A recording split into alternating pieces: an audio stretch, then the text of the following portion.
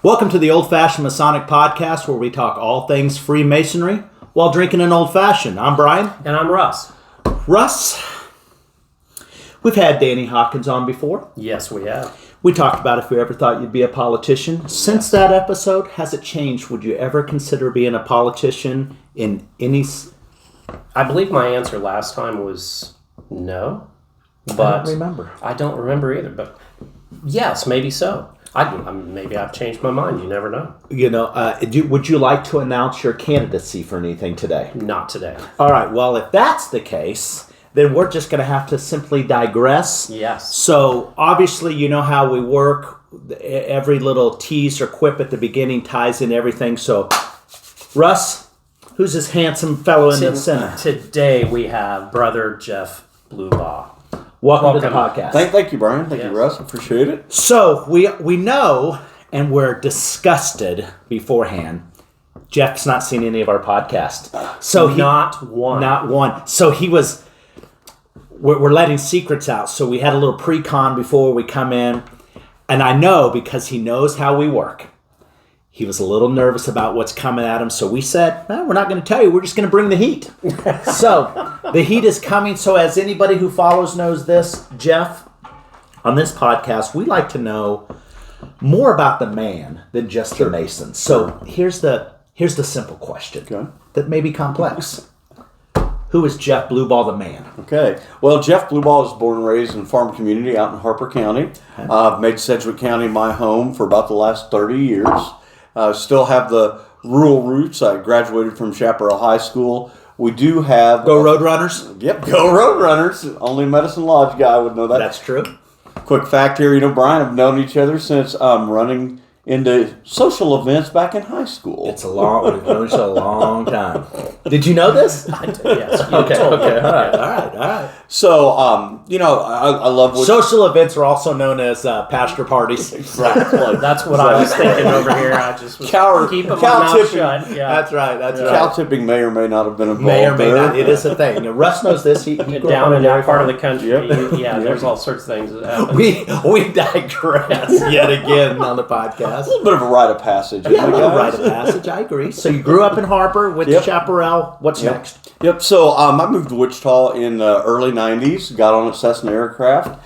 And, back then I was kind of watching all my coworkers. They were going to college at night and finishing up their degrees. And I kind of laughed to myself, well, I'm making $7.46 an hour, and those guys are making $7.46 an hour. They've got an education, well, why do I need to go get an education?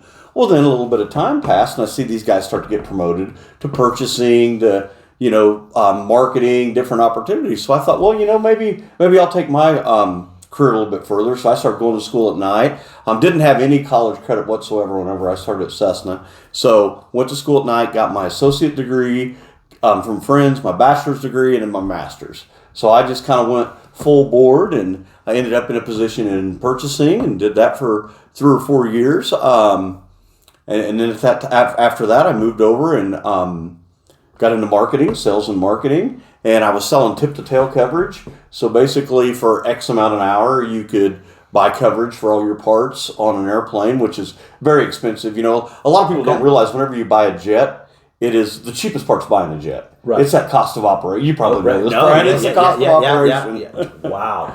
So I did that. I was on the road a lot, and I actually ended up going into Six Sigma. Are you familiar with that at all? Very fun. So I'm a Six Sigma black belt. So I spent 2 years doing that, and you start out going to all this training. I mean, it's just drinking from the fire hose, and you end up consulting at the senior management level, which is really weird because when you're in a hierarchy environment like that, it's like you don't talk to this person, you don't talk about this person. Now you're telling them what to do, and you're backing it up with statistics. Six Sigma is the gist of it is it's all about running some process at the maximum efficiency. Yep. It's lean management. Six Sigma is actually 6 defects per million. Okay. So a lot of times it would be used for aircraft taking on and off. You don't want more than 6 defects per million. You don't want any issues, stuff like that. I bet we've got a lot of wasted movement in opening and closing a lodge, but that's a whole nother thing. Maybe we need some Six Sigma guys in. So you went through college. Yep. You've done this now. Fast forward, because you still got a wife and kids in the next chapter. So along the way, I got married to my wife, Megan. Beautiful wife, very supportive. She's awesome. And where is she from? And she's from Hayesville. Okay. I got a wife from Hayesville. We know how to manage the campus girls. Campus graduate. So it's always great. She really got to know the Hayesville community and stuff through her. Great she community. was part of the tornado that they had back then, and she was helped with a lot of the cleaning and stuff with that. Yep. So we have 4 beautiful children. We have 2 boys and 2 girls. And our kids spend a lot of time on our farm. We have a farm and a ranch both. Our ranch, actually, we converted it to a wedding venue. Yeah. So kids like to do 4-H, FFA, a lot of things like that. Is it in Danville? So the ranch is at Danville, and then our farm's up north of Argonia. Okay. So, I really wanted my kids to have a work ethic. That was more important to me than anything else. Just for me being on city council, a lot of times we'll go to stuff and it's kind of VIP stuff, and I'm like, wait, I've got to ensure my kids have a work ethic, and that's not, they're not going to be raised VIP style. Well, there's a lot of generational problems when kids aren't right now, and Russ and I talk a lot off camera about that with our kids. Everyone thinks their kids are great, right? And most days, right? But we tell our kids, if you just work just a little bit harder than your generation, you're going to smoke them, because there's a lot of coddling and nonsense going on, without going too deep into that. There absolutely is. I wanted my kids out there raised with that work ethic, working around farm animals. My daughter, she had a 4-H pig at the age of 4. And they sell it at the end of, we take it to the locker, we have it butchered. A lot of times I've had Masons buy pork and stuff from me. And it's good, grain fed. But my daughter, she, the pig was gone. And she comes home and she just starts chewing me out. Daddy, can't you buy your bacon from the grocery store like everybody else? Well, that's a perfect time for a lesson. Yep. So I left Textron in 2009 when the downturn in aviation. They actually wanted me to go to Europe and wanted me to sell engine contracts. It was, $1 million an engine. It was pretty good revenue at the time. The economy wasn't very strong, and my wife had told me, said, look, they offered me a very healthy severance package, or I could go do this traveling trip. She was pregnant. We'd just gotten married. She was like, this won't work well for our family. So I told her, I said, well, if I'm going to be here, I'm not going to be traveling a lot. I'm going to do more in the community. And I was a real estate broker. I've been buying investment properties. We had quite a few, and I ended up just making that my full course. But I said I wanted to do more in the community. Right. So my first step up, I started coaching football out at Goddard High School with your oldest son. Yep. Hayden. Yep. So I'm kind of an all or nothing guy. Right. So of course coaching wasn't enough. I had to get on the board. Then the board wouldn't let the kids play on the new football field. So they were like, school board was just giving us a lot of grief. Well, I ran for school board, got elected to school board. Right. Spent a couple of years on that. We actually ended up bringing in bowl games, and we would donate like $20,000 back to the high school just so that we could utilize those fields. So I'm a real community-based collaborator. What do we have here and here, and we can put together, and everybody from the community can benefit. Nice. So I actually ran for state rep whenever I was on city council. It's the only election I've lost. I lost by 27 votes. It was an incumbent. It was a Republican primary, and I learned a lot from it. And I ended up running for city council the next year. And I ran city council. I was self-funded. I had $3,500. My opponent had over $50,000. I was just up against everything. I didn't expect to win, and I just worked as hard as I could, out door knocking, meeting with people, and I ran it like a real estate campaign, where you do, your wife's a realtor, do just sold, just listed. I kind of did that to voters, so that I used my statistics Six Sigma to figure out who was going to be the likely voters and who wasn't, and I ended up winning that by 27 votes. So since then, I've had 3 other elections, and I've usually been 70-30. So you're on city council. You became vice mayor. I was there when you became vice mayor.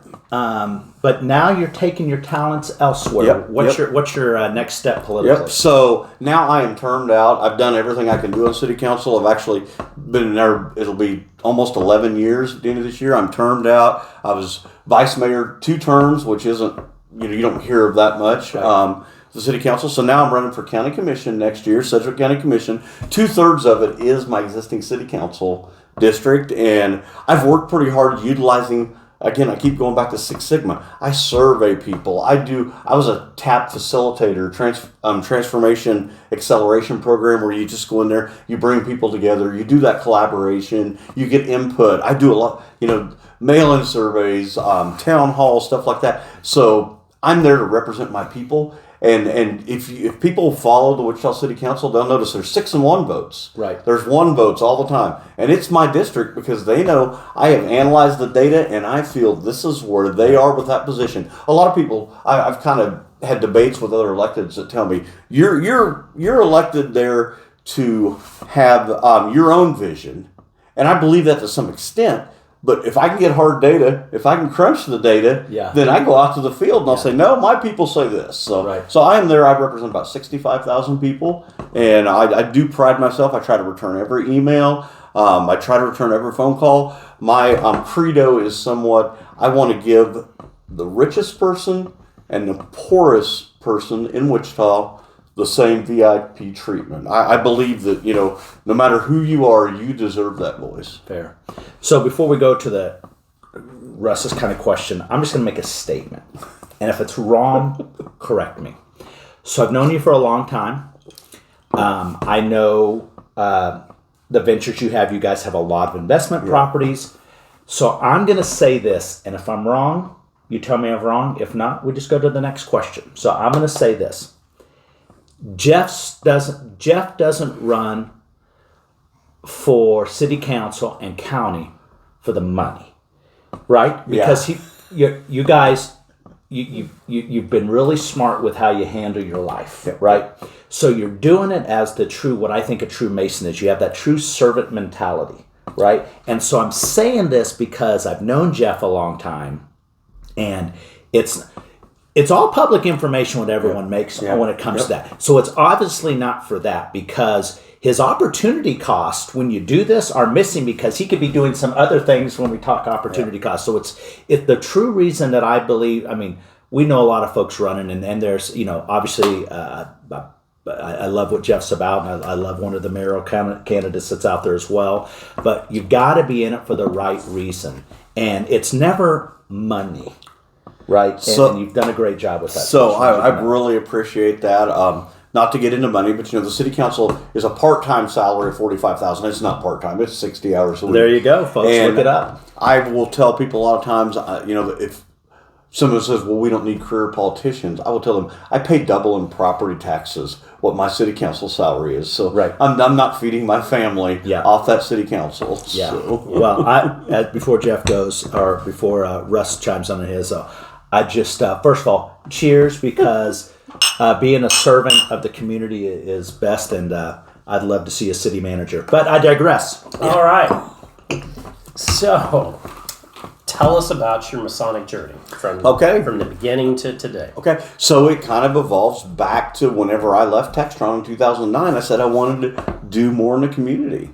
And I had become pretty close acquaintances with a lot of Masons. I'd really looked at joining the Masons in the Shrine back when I was on the shop floor at Cessna. And a lot of it was just a lot of good guys. Bob Nelson, you remember Bob? I know Bob Nelson. He was our superintendent out on the 208 line. I thought a lot of these guys. Yeah. I thought of the way they carried their life. I thought about their management styles, how they treated other people. I guess I'll go back on Bob a little bit. I used to come in to work at 4:20 in the morning. Bob would be right there, and he'd always greet you to where you kind of get that hierarchy. A lot of people wouldn't even. So I was like, that made me feel good. He's kind of got the leadership style. And he treated you that way when you weren't even a Mason. Yep. And obviously we know it changes a little bit when you're a Mason. So I'll never forget, he helped my brother get on the Cessna, because back then you kind of had to know somebody. Sure. My brother, my youngest brother Jamie, he's a Mason as well. Yep. And his only experience was working at McDonald's. Mm-hmm. And I remember HR was kind of going back and forth with Bob about it. And Bob said, the kid's got to learn somewhere. So he ended up getting a job pretty much within about a week out of high school. I love it. So you became a Mason what year? It's 2011. 2011. And part of that was I was trying to do more in the community, wanted to kind of surround myself around good people. And that, and that more than anything, I was looking for a good network of people that had similar values. Do you remember who top-lined you? Yeah, it was Lynn Ungles. Lynn Ungles. Yeah. So Lynn Ungles will be on the podcast after you. Yeah. So I had to kind of think, because folks that don't know, we film these and they're all kind of dropped in all sorts of time frames. But and actually, we'll just, since we've talked to Lynn, we're actually shooting Lynn after him, but he may actually release before him. Yeah. So when we talk about Lynn, you'll know Lynn Ungles. So Lynn and Lori, good people. Yeah, and Lynn and Lori both. Yeah, Lori and I got to become pretty close colleagues when we were selling real estate together. Yeah. And I enjoyed Lynn, and he kind of had one of those personalities that I want to spend more time with this guy. You know what makes him tick? Yeah, he's kind of quiet until you get him out. But so, Mason 11. Did you go to any other bodies? I went on to the shrine. You went on to the shrine? Yep. And it was, again, the network of guys. Yep. And different, but not. You know, they still had the same core values, but it... I think, you know, I've really kind of enjoyed some of the social events more with the shrine. Okay, nice. So earlier you talked about a wedding venue. So talk to us about that a little bit. Okay. You know, pros and cons. And what's that like? So it's a lot different than what I thought. Basically, my mom passed away 6 years ago. We had bought our family ranch that it had went into just disrepair. I mean, we literally hauled 50 loads of junk out of there, and it started out me building a man cave. Somewhere I could go deer hunt, somewhere I could get away from Wichita, because Wichita really is a small town. I came from a small town, you came from a small town. Wichita's a small town. It is a small town. It is. So it was just that getting out there and being around that small town feel. And it's funny now because there's so many Masons in Harper County that I was raised in. And a good group of Shriners over there too, if you don't mind me giving them a little bit of a plug. Yeah, no, absolutely. You know, Harper County is they're one of the most active groups. Yeah, sure. So my life is relationship based. Relationships I had in the farm community, relationships I had in the aviation community, relationships I've had on the city council. Every one of those buckets has drawn me back to those good people in the Masons. I like it. So those pros and cons of that wedding venue. What are the pros and cons of that? So I would say the pros are it's nice to be able to showcase a ranch property like that. It's nice to have the place that we can utilize. The cons are I never imagine dealing with what my style is and is necessary anybody. So a bride has completely different. Well, you can have 3 different styles at the table of what you expect. Yeah. So we built new buildings and we tore down all the old buildings, built the authentic barn wood, everything. The largest Harley Davidson dealership in west of the Mississippi was in Danville, Kansas, turn of the century. A lot of the houses were built with Harley crates and stuff like that. So we tried to get a lot of those pictures. Did you know that? A lot of those. Yeah. No, that's cool. That's their big claim to fame is the largest Harley Davidson dealership. So we've got a lot of pictures from that dealership and stuff like that. We might have the road trip. Yeah. So just quickly, mother of the bride horror story. Any fun? No names. No names. Just like any fun situation. Yeah, a lot of it is we try to tell people it's out in the country. You know, whenever we didn't get rain for the last 9 months. You're not running to Walmart real fast to pick something up. We try to tell people because people want our animals. We'll bring pigs, we'll bring goats, we'll bring stuff out there. Well, they don't want the dust or something like that. So we get a little bit of dirt. Yeah. You mean at a place when you're doing an indoor and an outdoor wedding, there's dirt and dust? Shocker. Exactly. Yeah. But I think it does. People our age love it. You know, because it's that nostalgia of it looks like an old Western saloon. My theme was I wanted it to look like a saloon that was built in the 1880s and closed in 1980. I like it. Just nothing newer. Well, I think right now, my daughter did kind of a rustic wedding, and I think that's in right now. And, you know, you'll just have to evolve as stuff shifts. And there's an old bar, I'm sure you, out in your neck of the woods called Buster's. Oh, yeah. Out in Sun City that you've not been there. That actually I haven't been there. So, everybody's been there. I'll tell you a fun trip. We were in Wichita. I had some business partners. We were talking. We said, you know what? Let's go to Buster's. Called Buster's. Said, hey, here's a coordinates. We're gonna have you pick us up. We flew a Husky out and landed in the field, and they picked us up in a Husky, and we went and. Well, I'm just going to end it at that. Wow. So, yeah. Wow. So, We're the dudes that flew in on a plane and landed in the field in the Husky. There you go. Yeah. That's a cool story. All right. So what special skills would people be surprised that you have? Oddball stuff. We're talking like carny stuff. Yeah. Like what could be in a circus? Skills. I mean, Can you juggle? I can hold a pig upside down and castrate it. I cannot. So listen, we've all grown up on farms. I'm like, well, there you go. There you go. Well, that's a special skill. Yeah, It's a special skill. So, yeah, I was so not ready for that. So, we are not stumped often. Yeah. Well, you give a politician a mic and you give him a drink, and yeah. things are going to come out. I love it. All right. Here's a fun one. If you could have any superpower, what would it be and why? Okay. And I've actually had this on another podcast that I did at the City Council. Okay. And I believe the superpower would probably be reading people's minds. Me too. But because of my data, I'd want to do it fast.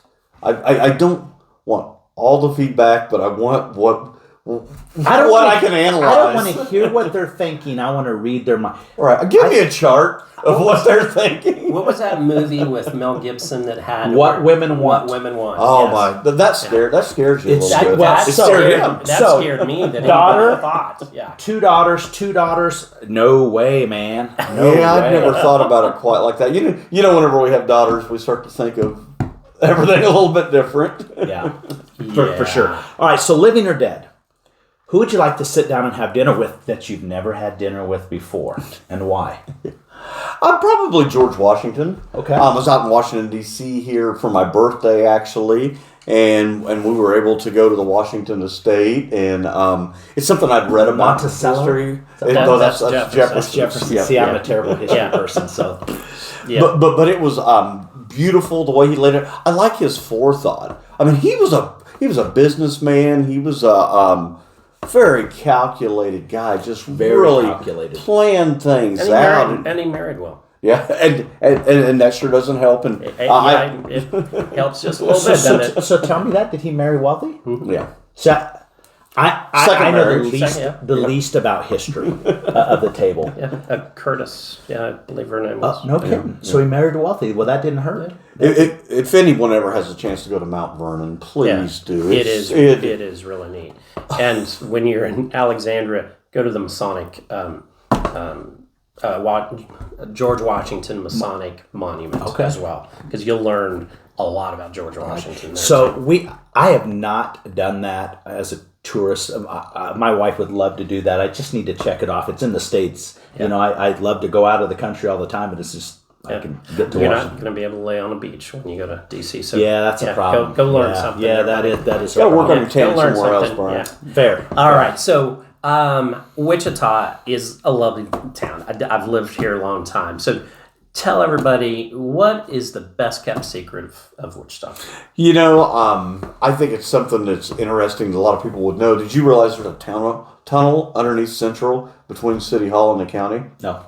Nope. So I remember I went to school at Goddard a couple years, and we were on a tour, and I knew about the tunnel. It's something I got on when I first got on the City Council, and I started asking, why are we not utilizing that? A lot of times it was prisoner transport. Back in the day, they'd book somebody through City Hall, and they'd take them underneath Central, and then they'd be over to County Building. Yeah. So now we have that tunnel open again and utilize it, and it's Can you drive a vehicle in? No, it's just a walkway. It's probably 10 or 12 feet across, but it's just kind of funny whenever you come over to the county, you come out of a staircase, and you don't have any idea that you walked under the street. I never knew that. I actually did a video for the city on it here a while back, and shared it on social media, and there was a lot of people kind of the same way that didn't realize that existed. That's pretty cool. That's pretty cool. All right, so on the podcast, how we end the podcast is this. We call it the most important question of the podcast. So we're going to force you to pick one thing that must go forever. So on the screen, you're going to see tacos, burgers, pizza, and wings. One of them has to go forever. It was never invented. What goes and why? And every time I bring this up, I'm so irritated because I know what Russ's answer is, and it bothers me every time. What has to go forever and why? You know, I would probably say the pizza. I love pizza, But it's like my guilty pleasure thing. I try to avoid the carbs. Yeah, but so forget the carbs. Say carbs weren't a factor. Would that still be pizza?